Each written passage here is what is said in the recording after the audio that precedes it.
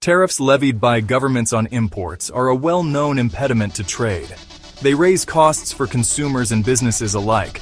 But tariffs are no longer the main obstacle to the elusive goal of free and fair trade.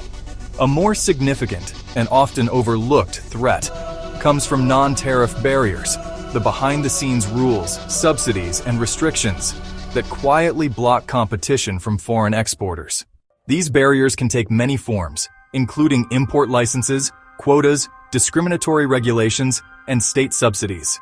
The result is often higher prices, limited product choices, and reduced innovation, since foreign competitors are effectively shut out of the market before they can enter. This hidden protectionism harms both consumers and Canadian firms that rely on imported goods or global supply chains. To understand the global scope of these barriers, a recent analysis by the Tholos Foundation sheds light on their prevalence and impact. Its 2023 Non-Tariff Barriers Index report examined the policies, laws, and trade practices of 88 countries, representing 96% of the world's population and GDP. The results are surprising.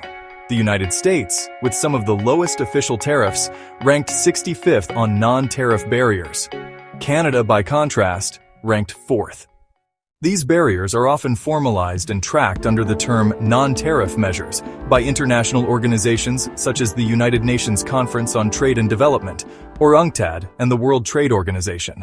UNCTAD notes that while some serve legitimate non-trade objectives like public health or environmental protection, they still raise trade costs through procedural hurdles that can disproportionately affect small exporters or developing nations. Other barriers include embargoes, import deposits, subsidies to favored companies, state procurement preferences, technical standards designed to exclude foreign goods, restrictions on foreign investment, discriminatory taxes, and forced technology transfers. Many of these are detailed in a study by the Leibniz Institute for Economic Research at the University of Munich.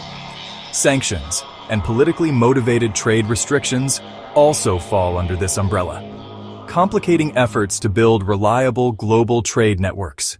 Among the most opaque forms of trade distortion is currency manipulation. Countries like Japan have historically used ultra-low interest rates to stimulate growth, which also weakens their currencies. Others may unintentionally devalue their currency through excessive debt-financed spending. Regardless of motive, the effect is often the same. Foreign goods become more expensive, and domestic exports become artificially competitive. Canada is no stranger to non-tariff barriers. Labeling laws, technical standards, and foreign ownership restrictions, particularly in telecommunications and digital media, are clear examples.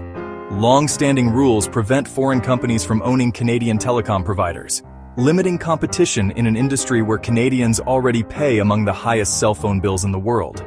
Similar restrictions on investment in broadcasting and interactive digital media also curtail innovation and investment. Other nations use these barriers just as liberally. The United States has expanded its use of the national security exemption to justify restrictions in nearly any industry it sees as threatened. The European Union employs a wide range of non-tariff measures that affect sectors from agriculture to digital services. So, while China is frequently criticized for abusing trade rules, it is far from the only offender. If governments are serious about pursuing freer, fairer global trade, they must confront these less visible but more potent barriers. Tariffs may be declining, but protectionism is alive and well, just hidden behind layers of red tape. For Canada to remain competitive and protect consumers, we must look beyond tariffs and scrutinize the subtler ways the federal government is restricting trade.